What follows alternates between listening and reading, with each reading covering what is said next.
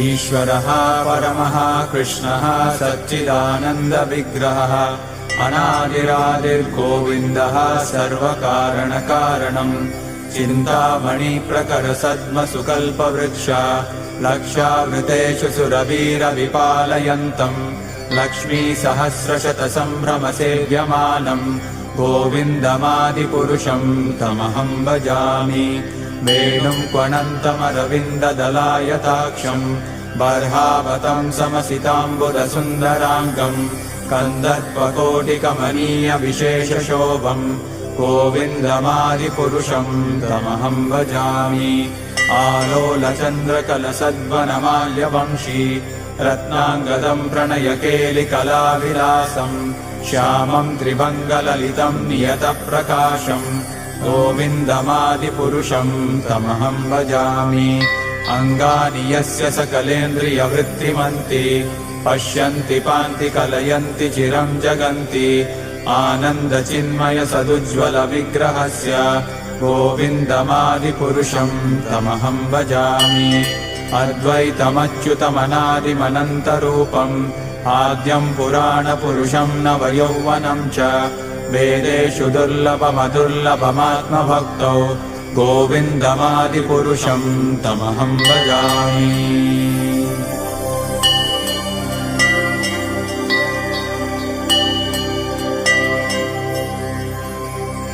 पन्तास्तु कोटिशतवत्सरसम्प्रगम्यो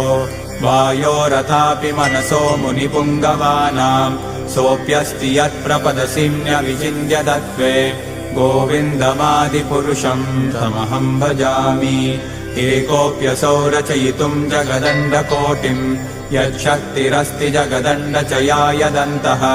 अण्डान्तरस्थपरमाणुचयान्तरस्थं गोविन्दमादिपुरुषं तमहं भजामि। यद्भावभावितधियो मनुजास्तथैव सम्प्राप्य रूपमहिमासनयानभूषाः सूक्तैर्यमेव निगमप्रतितैस्तुवन्ति गोविन्दमादिपुरुषं तमहं भजामि। आनन्दचिन्मयरसप्रतिभाविताभिः ताभिर्य एव निजरूपतया कलाभिः गोलोक एव निवसत्यखिलात्मभूतो गोविन्दमादिपुरुषं तमहं भजामि। प्रेमाञ्जनच्चुरितभक्तिविलोचनेन सन्तः सदैव हृदयेषु विलोकयन्ति यं श्यामसुन्दरमचिन्त्य गुणस्वरूपं गोविन्दमादिपुरुषं तमहं भजामि।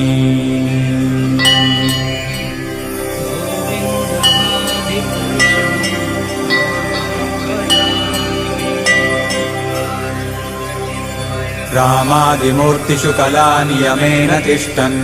नानावतारमकरोद्भुवनेषु किन्तु कृष्णः स्वयं समभवत्परमः पुमान्यो गोविन्दमादिपुरुषं तमहं भजामि। यस्य प्रभा प्रभवतो जगदण्डकोटि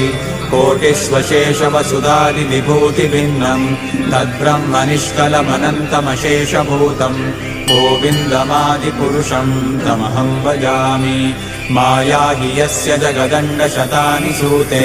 त्रैगुण्यतद्विषयवेदवितायमाना सत्त्वाबलं विपरसत्त्वं विशुद्धसत्त्वं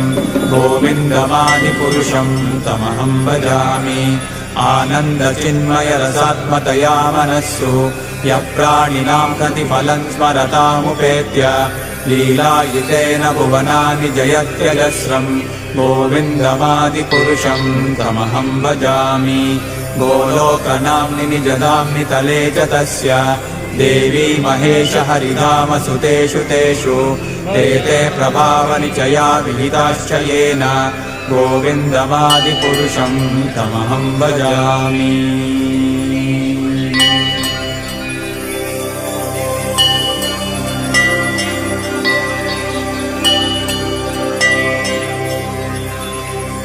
सृष्टिस्थितिप्रलयसाधनशक्तिरेका छायेव यस्य भुवनानि बिभर्ति दुर्गा इच्छानुरूपमपि यस्य च चेष्टते सा गोविन्दमादिपुरुषं तमहं भजामि। क्षीरं यतादलिविकारविशेषयोगात् सञ्जायते न हि ततः पृथगस्ति हेतोः यः शम्भुतामपि तथा समुपैति कार्यात् गोविन्दमादिपुरुषं तमहं भजामि दीपार्थिरेव हि दशान्तरमभ्युपेत्य दीपायते विवृतहेतुसमानधर्मा यस्तादृगेव हि च विष्णुतया विभाति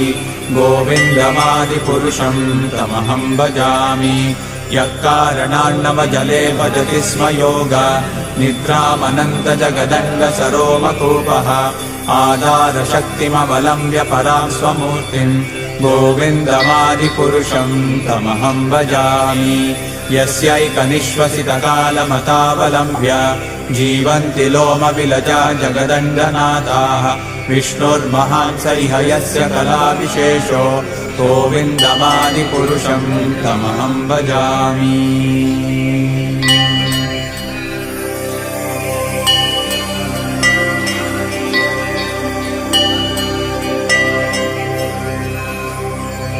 भास्वान् यथाश्मशकलेषु निजेषु तेजः स्वीयं कियत्प्रकटयत्यपि तद्वदत्र ब्रह्माय एष जगदण्डविधानकर्ता गोविन्दमादिपुरुषं तमहं भजामि यत्पादपल्लवयुगं विनिधाय कुम्भ द्वन्द्वे प्रणामसमये स गणाधिराजः विघ्नान् विहन्तुमलमस्य जगत्त्रयस्य गोविन्दमादिपुरुषं तमहं भजामि अग्निर्मही गगनमम्बुमरुद्दिशश्च कालस्तथात्ममनसीति जगत्त्रयाणि यस्माद्भवन्ति विभवन्ति विशन्ति यं च गोविन्दमादिपुरुषं तमहं भजामि यच्चक्षुरेश सविता सकलग्रहाणां राजा समस्तसुरमूर्तिरशेषतेजाः यस्याज्ञया भ्रमति संवृतकालचक्रो गोविन्दमादिपुरुषं तमहं भजामि धर्मोतपापनिचयः श्रुतयस्तपांसि ब्रह्मादिकीटपतगावदयश्च जीवाः यद्दत्तमात्रविभवप्रकटप्रभावा गोविन्दमादिपुरुषं तमहं भजामि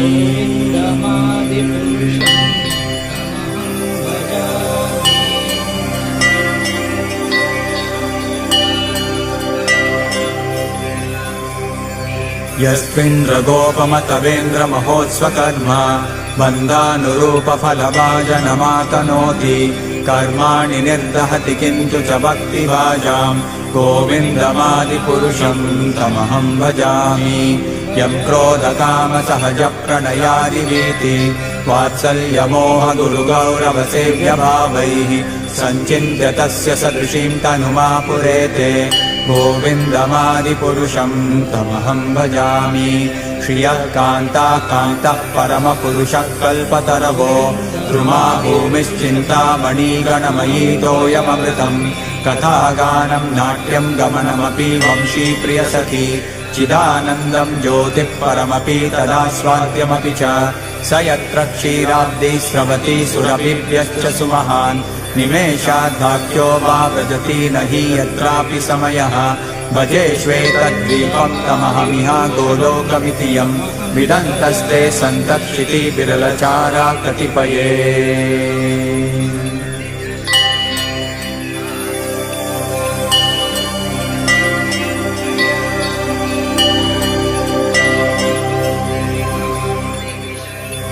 ईश्वरः परमः कृष्णः सच्चिदानन्दविग्रहः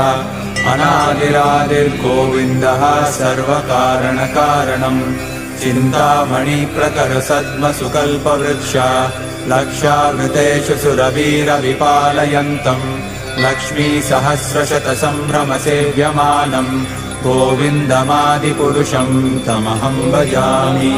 वेणुं क्वणन्तमरविन्ददलायताक्षं बर्हावतं समसिताम्बुदसुन्दराङ्गं कन्दर्पकोटिकमनीयविशेषशोभं गोविन्दमादिपुरुषं तमहं भजामि आलोलचन्द्रकलसद्वनमाल्यवंशी रत्नाङ्गदं प्रणयकेलिकलाविलासं श्यामं त्रिभङ्गललितं नियतप्रकाशं गोविन्दमादिपुरुषं तमहं भजामि अंगानि यस्य सकलेन्द्रियवृत्तिमन्ति पश्यन्ति पान्ति कलयन्ति चिरं जगन्ति आनन्दचिन्मय सदुज्ज्वल विग्रहस्य गोविन्दमादिपुरुषं तमहं भजामि अद्वैतमच्युतमनादिमनन्तरूपम् आद्यं पुराणपुरुषं नवयौवनं च वेदेषु दुर्लभमदुर्लभमात्मभक्तो गोविन्दमादिपुरुषं तमहं भजामि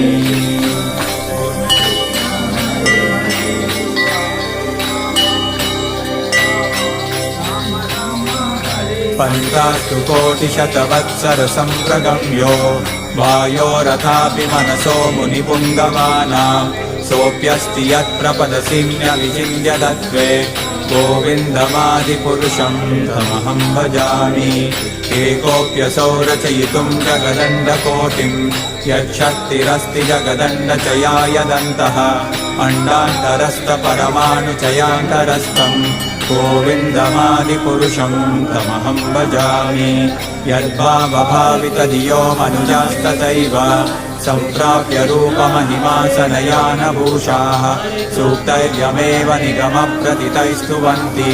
गोविन्दमादिपुरुषं तमहं भजामि आनन्दचिन्मयरसप्रतिभाविताभिः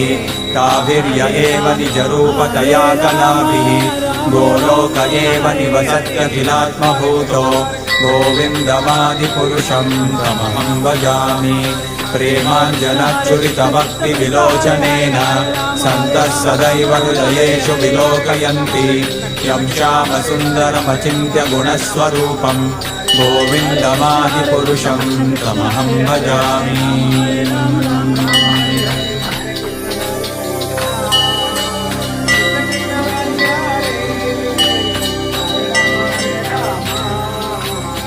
रामादिमूर्तिषु कलानियमेन तिष्ठन्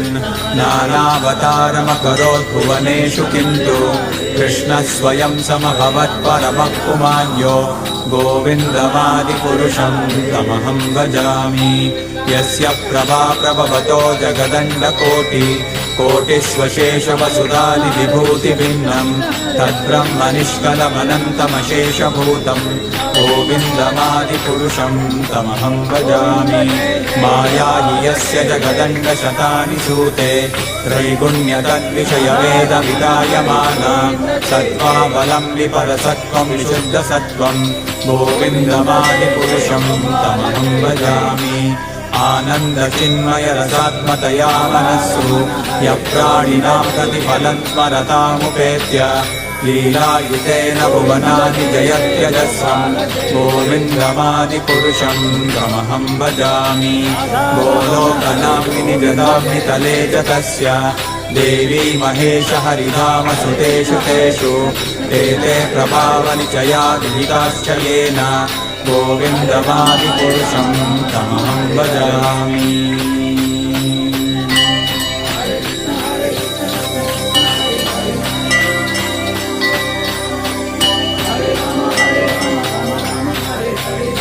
सृष्टिस्थितिप्रलयसाधनशक्तिरेका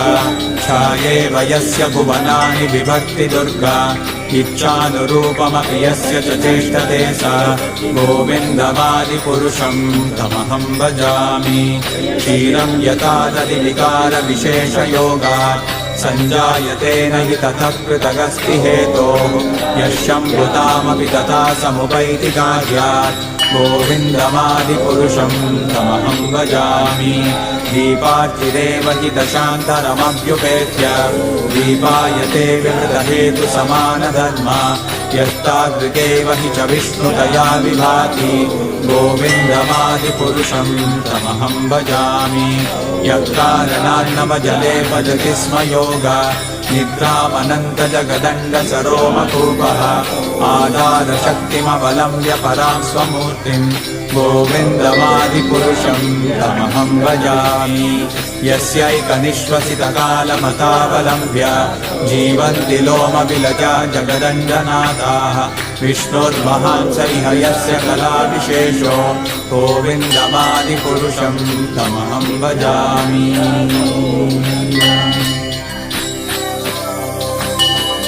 Nanda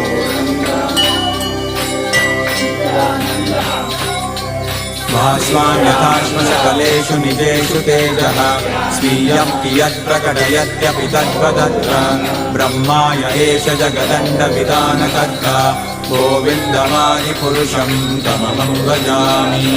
यत्पादपल्लवयुगं विनिधाय कुम्भ द्वन्द्वे प्रणामसमये स गणाधिराजः विघ्नान् विहन्तुमलमस्य जगत्त्रयस्य गोविन्दमादिपुरुषं तमहं भजामि अग्निर्महीगगनमम्बुमरुद्दिशश्च कालस्तथात्मनसीति जगत्त्रयाणि यस्माद्भवन्ति विभवन्ति विशन्ति यं च गोविन्दमादिपुरुषं तमहं भजामि यच्चक्षुरेश सविता सकलग्रहाणां राजा समस्तसुरमूर्तिरशेषतेजाः यस्याज्ञया भ्रमति संवृतकालचक्रो गोविन्दमादिपुरुषं तमहं भजामि धर्मोदपामनिचयश्रुतयस्तपांसि ब्रह्मादिकीटपतगावदयश्च जीवाः